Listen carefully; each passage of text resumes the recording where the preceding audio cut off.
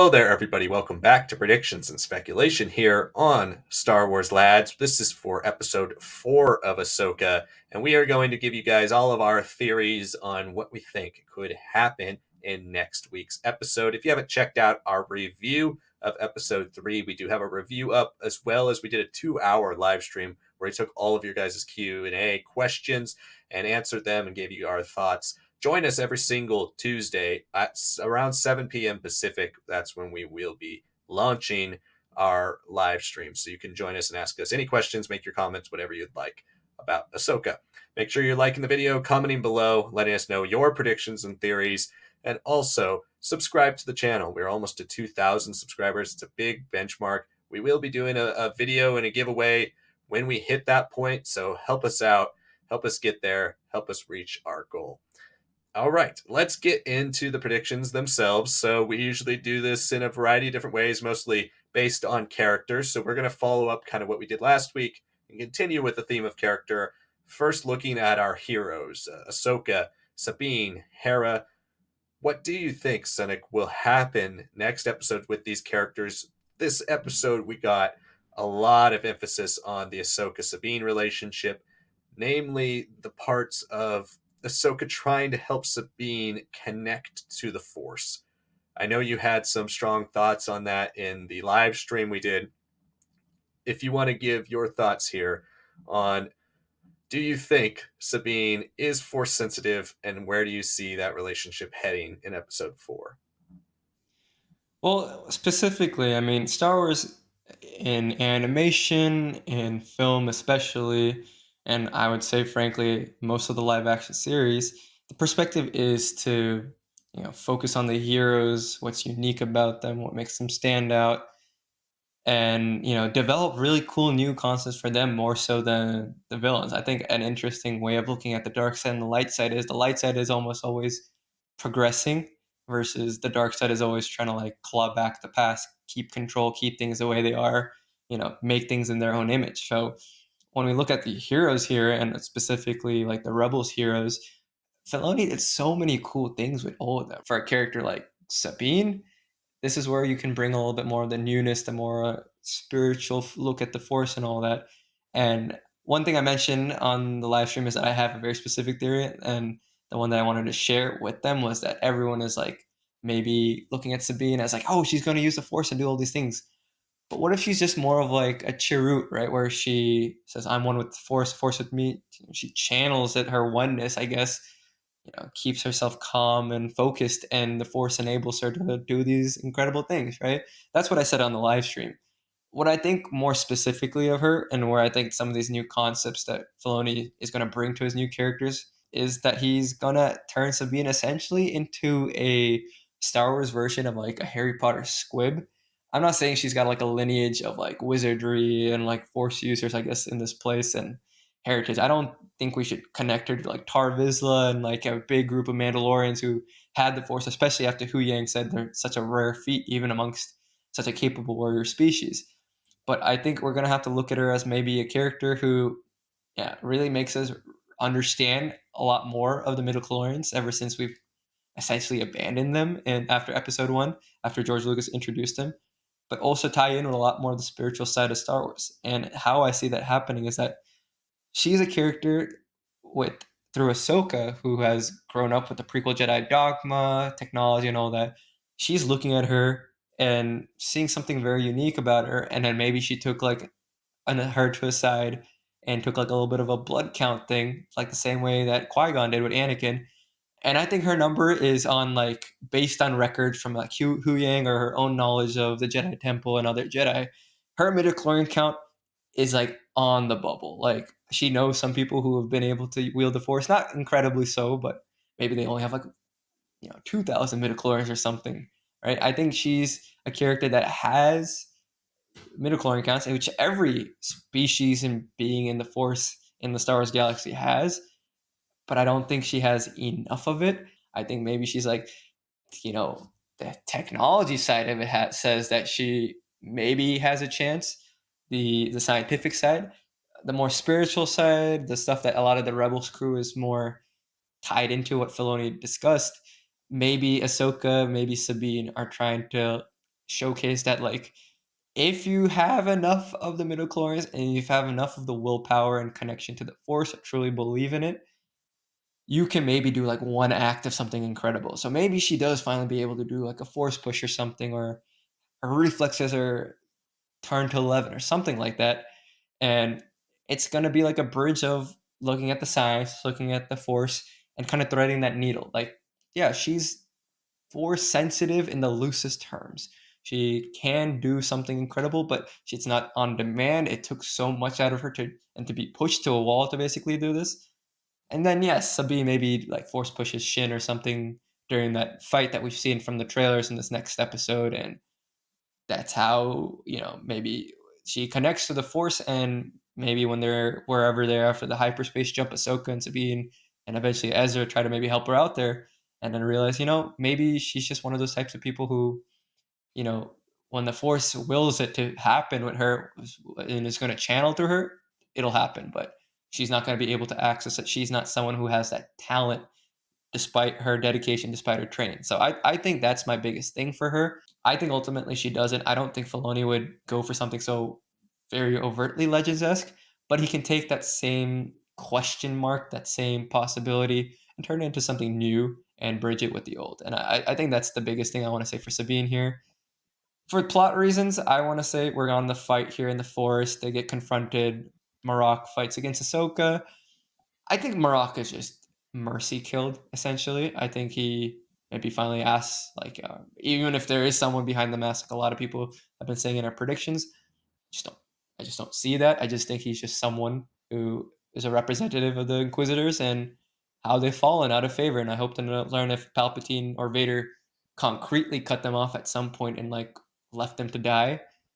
Shin will be hit by like Sabine using the Force. Maybe not a push, but maybe something like without her either of them realizing the Force does something to give her the advantage, Sabine the advantage, and have Ahsoka and Sabine, be in a position of winning, and then Baylan is forced to like bail out his apprentice by like calling on the Force to Ahsoka, like, you have a more difficult and more worthy opponent waiting for you, and we need to talk while we duel, right? And then that duel happens, and I would honestly say that I think Ahsoka gets very badly defeated here. She's been so OP for so long.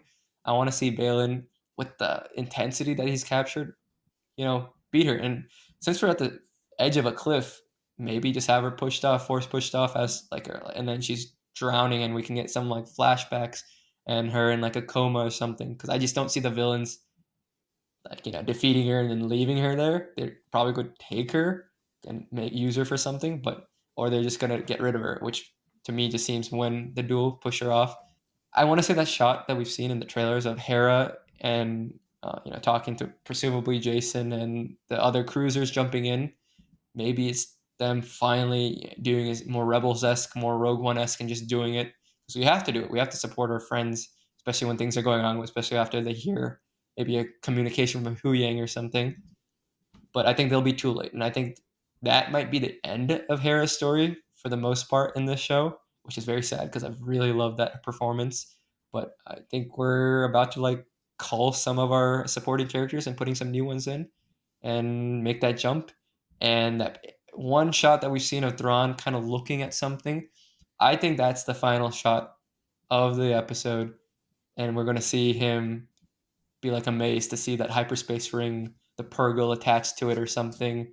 Um, and seeing Morgan contact him, and he'll be like, "No way, I'm finally like they finally found me."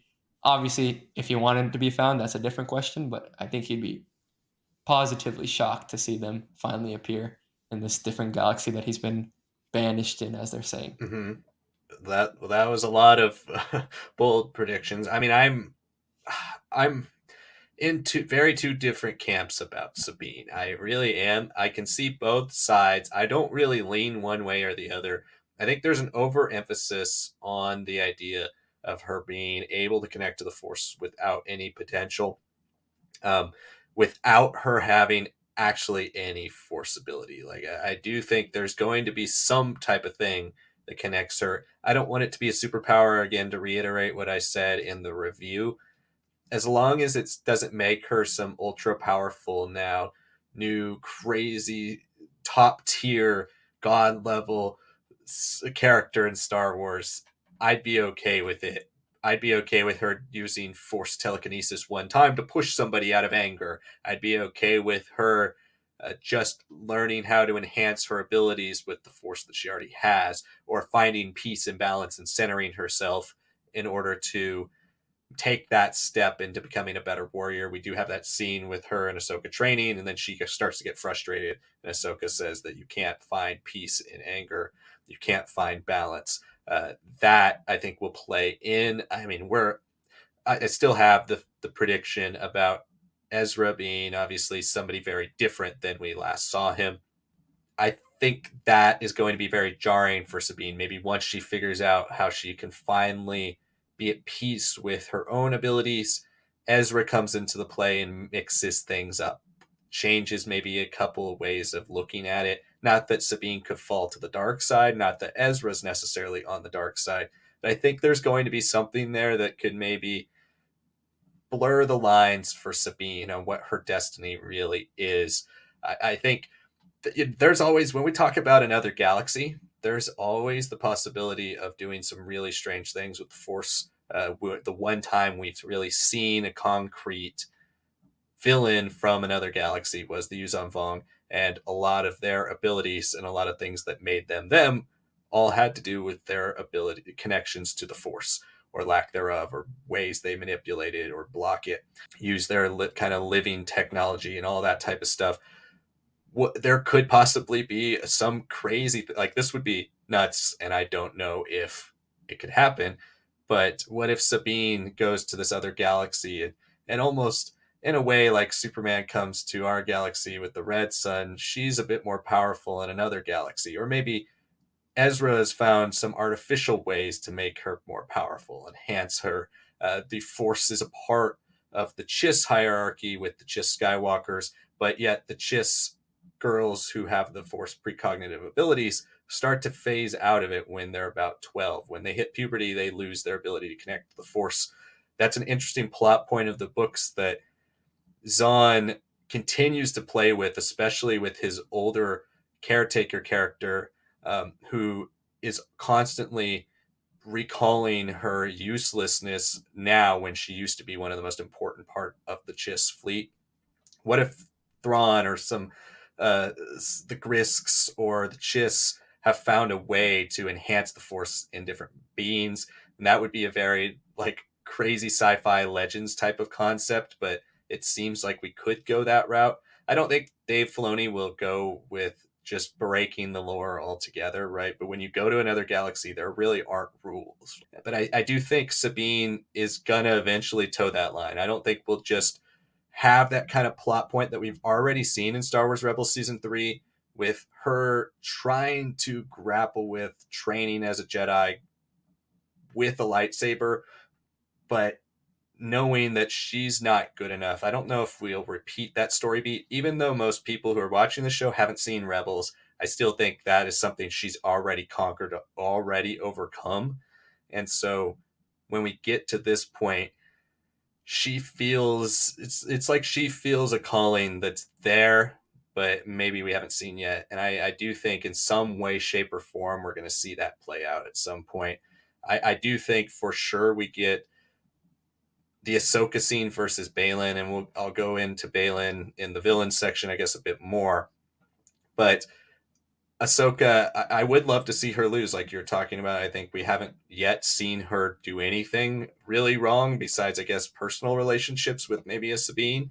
I don't know how the Anakin whole casting in general is going to play into this show. Eventually kind of assumed it would be flashbacks, and we could get flashbacks in any episode, but I kind of thought maybe they would be every other episode, or a continuing thread, a lot of callbacks to Ahsoka's history to re-inform people who have not watched Clone Wars or Rebels things about Ahsoka's past. We still haven't seen that. Is a Force Ghost of Anakin going to help her through maybe her failures? Could Sabine maybe get captured by the villains and taken, and now it's a rescue mission once again? That's when Hera joins the fight. Also, when they find the path to Peridia, how, if Hera's not with them, how is she going to become part of the fight? Because this is on a whole, like, you need a hyper drive or six like the Eye of Sion has to have the power to get where they're going. So if the villains disappear, I don't really see a logical way in which our heroes can even catch up to them, minus taking some Purgil. So unless the Purgil come to the rescue, I feel like our heroes, whenever that jump to the next galaxy is made, I do feel like our heroes are going to be on the Eye of Sion. They are going to be a part of that. And maybe Hera finds some way to kind of tag along and track them and go with them, and that's where we get that shot of Hera and Jason in the cockpit of the Ghost. I'd love to see all that, but there's a lot of different things there. Let's move on to the villains, though. I know you had mentioned that you thought the end of next episode will have the Thrawn scene, and I would agree with you. If Thrawn is a major villain in the show, I feel like we have to have him at least revealed by episode 4. We need 4 good episodes of Thrawn's return in order to make him a strong villain. Otherwise, he might as well just be the puppet master who appears and then is set up for big things in the future. But it's not really Filoni's style nor Star Wars's kind of mystery box style to reveal a character, even if all the reports were saying he's in it for sure, even if we knew the plot was about finding Thrawn. It's not in their nature to reveal a casting and show him in a trailer if he wasn't going to appear until like the last 10 minutes of the last episode. So I do think Thrawn is a big part of the show, and he's going to show up in that next episode. So we have that plot point. We talked about the Baylan Ahsoka fight a little bit. Also have Marrok.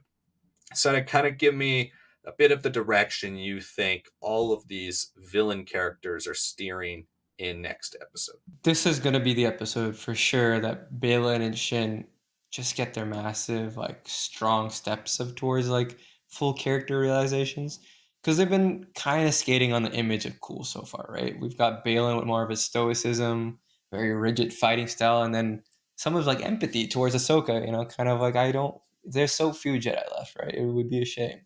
Shin has always kind of been playing it like she always is looking at Baylan's for direction, kind of competing, especially after we've seen, how she has her differences, let's put it, with Morgan. And Marrok seems to, like, just do whatever's needed. He's kind of like the glue guy of this whole operation so far without, doing too much, without becoming too important or anything like that. So I I think Shin is going to get a lot of development in her fight with Sabine. I think that's happening.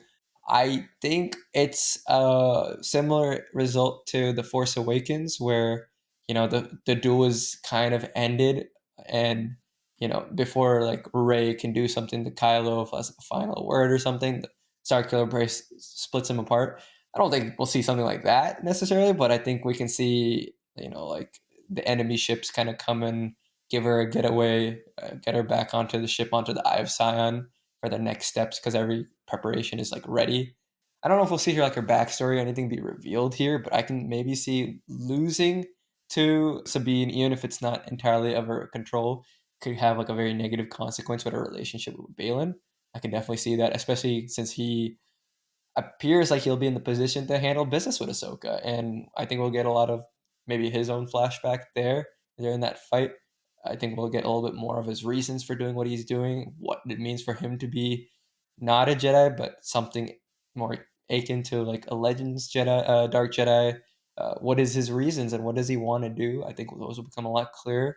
And again, I think he wins. I think Ahsoka should have the advantage for most things, but we've seen like when she's like trying to block his blade, her hand is already burned and stuff like that. So doesn't seem like it'll go as conveniently as it has. I think she's fought Vader before, right? So you would think she'd handle it well, but I think maybe some mental warfare, maybe some images flooding her mind from Baylan, some something that he does or instigates or puts into her mind, puts her on the back heel, evens the scales, almost like a Batman versus Superman, like some kryptonite of her that Baylan knows from his research, because he's very well versed. It seems like to have survived this long. And I think we see Ahsoka shoved into the water. It just feels like a very convenient location not to use water for. And we've already seen her like collapse through buildings, through the floor of Malachor and all that. Drowning in like water, I think, kind of symbolizes more of like your memories, drowning in your own mire, the things that you've made it of yourself, the things that you've kind of dealt with to be a Jedi for so long and not to be a Jedi, to work for the rebellion and kind of be critical of the New Republic.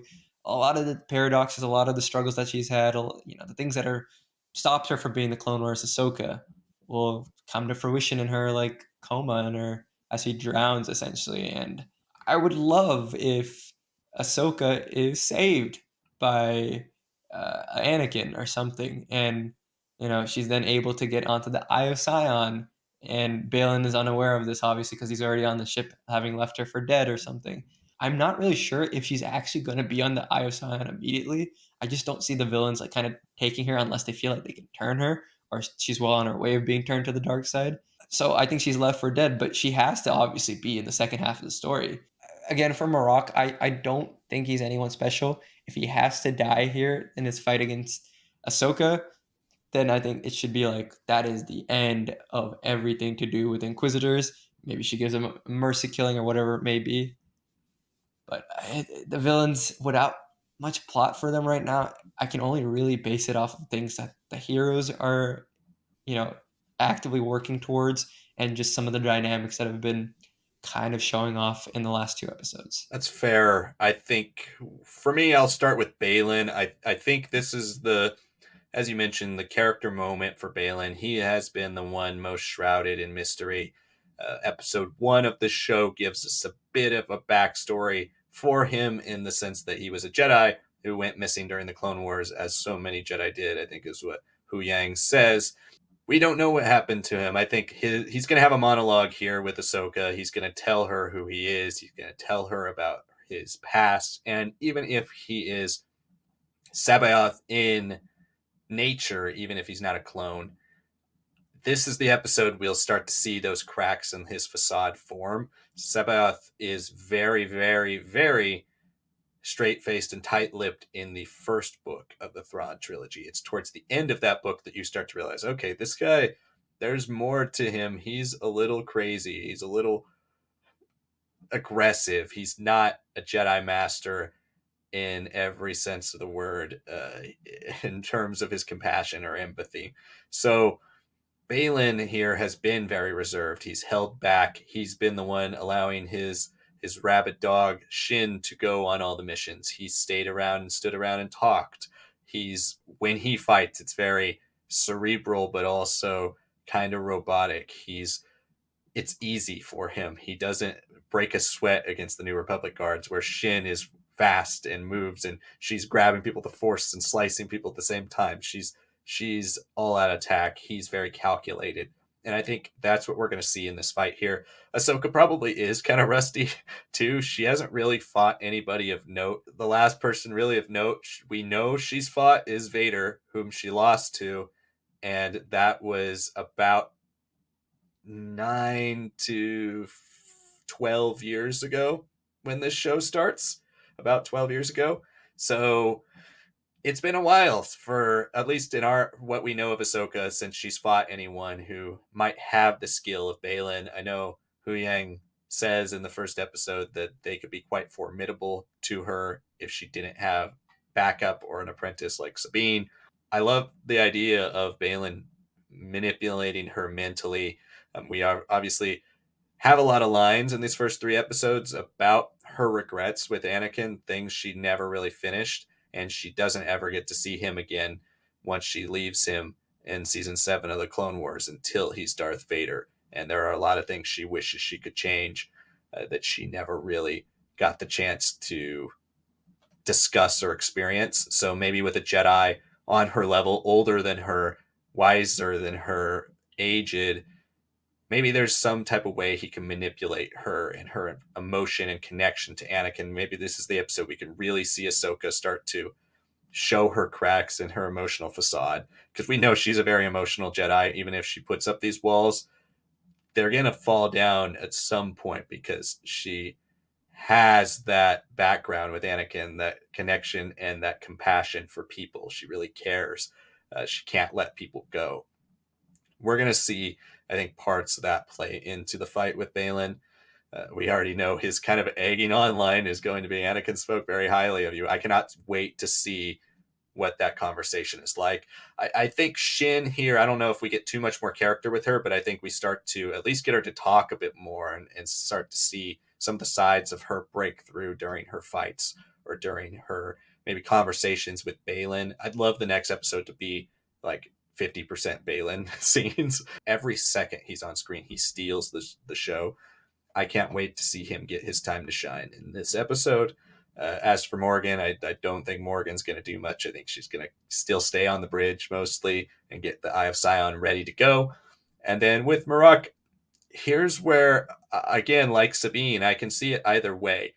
We've had a lot of people say speculating on Marrok just doesn't really make sense when he's one character in this whole show. There could be other characters who uh, actually have some importance. I've had other people who think he's Starkiller, think he's Ezra, or think he's this and that. And I'm on the fence because I feel like the type of character they've created, the apparatus in his voice, the constant wearing of the mask, that type of character is usually killed off in a first meeting. That would have been a great character for an episode 2. Marrok, who's a character who just has a name like most Star Wars characters do. And then he dies immediately fighting Ahsoka, but he succeeds in distracting her and achieving the getaway for the rest of the bad guys. But he's stuck around, and not only has he stuck around, he's played an important role in every single episode of the show in terms of the plans of the villains, and the villains trust him with missions. So I think we either get a little bit more of him with that fight next episode to where we hear more of his voice, we hear some of his lines, we get to see a bit more of his style, maybe some clues into who he might be. My leading theory, the thing that would make me happiest is, I said this in the live stream the other day, I think the clone of Ezra thing would work pretty well. It'd be a good way to change the Luke Skywalker thing, bring it into this story that it fits, while also being an homage to Legends, but also kind of priming our heroes for what happened to Ezra, and is this actually Ezra that we fought right here? And maybe it's not, but that could be another red herring for the rest of the season, is that they think they're fighting Ezra. At the end, it's actually the clone of Ezra, and he's captured with Thrawn. That to me would be the best scenario, rather than it actually being Ezra, because I don't know how Ezra got back from the other galaxy unless he's just riding Purrgil all around the galaxy, which Ezra would be the one Jedi who would give that license to with what Filoni's done with him and his connection to animals. But other than that, I don't really want it to be Starkiller, because I think it's kind of a waste of a character to make him the third or fourth string villain in a show. Like, if we're going to have Starkiller, let's make him important again. So those are my thoughts on the villains. I truly think that next episode has to kind of be a villain episode, and I think it will all be capped with Thrawn. I do think we'll get that first line and that first appearance of Thrawn. And hopefully it will be a glorious one. But those are our predictions. Thank you so much for watching. Again, if you haven't liked the video, please do so. Help us get to about 35 likes on this video. It would really help us out with the algorithm. Comment below. Let us know your theories on every character or plot point that we talked about. Let us know if you disagree or agree with us as well. We'd love to debate down with you in the comments below. Again, please subscribe. It really helps us out. It's the best way to show your support for this channel. We are almost to 2,000 subscriptions, and that's a big milestone for us. Help us get there. We do have some prizes and a video coming out, so if you want to get part of that, you have to subscribe if you're just finding us for the first time. You'll also get a ton of great Ahsoka coverage, because we'll be back on Tuesday night, live again, talking Ahsoka episode 4. Make sure you check that out, and the review the next day. We'll have other content coming out for you guys as well as the bracket is still going on. We have the animated characters bracket. Vote for your favorites. There are a lot of big animated characters. We're down into the Sweet 16, and all of these matchups are going to be really, really difficult to pick, because there's been so many great characters across Star Wars' varied and vast history of animation. Thank you so much for watching this video, and we'll see you all next time.